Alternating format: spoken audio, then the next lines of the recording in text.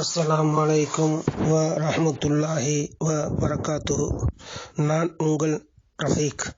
அனின் நுஅமான் இப்னு பஷீரின் அன்ன அபாஹு அத்தா பிஹி ரசூலல்லாஹி ஸல்லல்லாஹு அலைஹி வஸல்லம் ஃபகால இன்னி நஹல்து புன்னி ஹாதா குலாமன் கானலி ஃபகால ரசூலுல்லாஹி ஸல்லல்லாஹு அலைஹி வஸல்லம் அக்குல்ல வலதிக நஹல்தஹு மிஸ்ல ஹாதா ஃபகால லா فقال رسول الله صلى الله عليه وسلم فرجعه.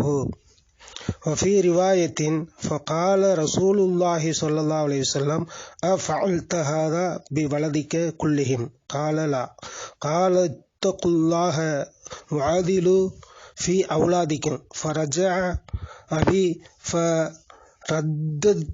رد تلك الصدقة. وفي رواية قال فلا تشهدني إذن فإني لا أشهد على جور. وفي رواية قال أيسرك أن يكونوا إليك في البر سواء؟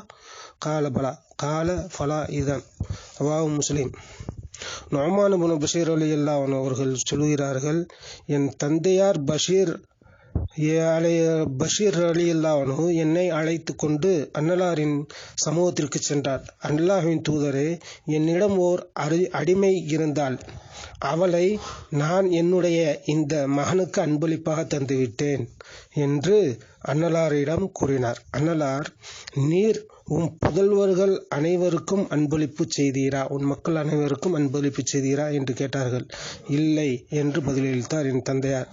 அப்போது அன்னலார், அந்த அடிமையை திரும்ப பெற்றுக் கொள்ளுங்கள் என்று கூறினார்கள். இன்னொரு அறிவிப்பில், நீர் உன் புதல்வர்கள் அனைவருக்கும் இப்படி அன்பளிப்பு செய்துள்ளீரா என்று அன்னலம் பெருமானார் ஸல்லல்லாஹு அலைஹி வஸல்லம் கேட்டார்கள். பஷீர் ரலியல்லாஹு இல்லை என்று பதிலளித்தார். அதற்கு அன்னலார், அல்லாஹ்வுக்கு அஞ்சுங்கள், உங்கள் குழந்தைகளிடையே சமத்துவத்துடன் நடந்து கொள்ளுங்கள் என்று சொன்னார்கள். என் தந்தையார் வீட்டிற்கு வந்தார்.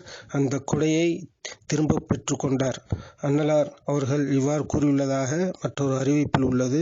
அப்படியென்றால் நீ என்னை இந்த செயலுக்கு சாட்சியாக்காதே, நான் கொடுமையாளர்களுக்கு சாட்சியாக மாட்டேன் என்று கூறினார்கள்.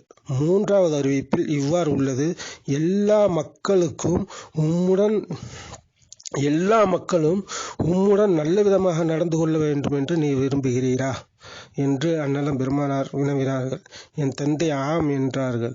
அவ்வாறே விரும்புகிறேன், எல்லா குழந்தையும் என்னிடத்தில் நல்ல விதமாக நடந்து கொள்ள வேண்டும் என்று நான் விரும்புகிறேன் என்று சொன்னார். அன்னலம் அப்படியென்றால் இப்படி செய்யாதீர்கள் என்று கூறினார்கள். புகாரி, முஸ்லிம். இந்த நபிமொழியிலிருந்து தெரிய வருவது, குழந்தைகள் அனைவரையும் ஒருவருக்கொருவர் சமமாக நடத்த வேண்டும், இல்லை என்றால் அது அநீதியாகும். அவர்களிடையே ஏற்றத்தாழ்வையும் வேற்றுமையும் பாராட்டினால் அவர்களின் உள்ளம் உடைந்துவிடும். பொருள் கொடுக்கப்படாத குழந்தைகளின் நெஞ்சில் தந்தைக்கு எதிராக வெறுப்பு பிறக்கும். எனவே இந்த மாதிரி இல்லாமல் எல்லா குழந்தைகளையும் சமமாக எல்லாத்துக்கும் பங்கு கிடைக்கிற மாதிரி கரெக்ட் பண்ணணும் என்பது ரசூலுல்லாஹ்வுடைய ஹதீஸ். இது புகாரி, முஸ்லிம். நன்றி.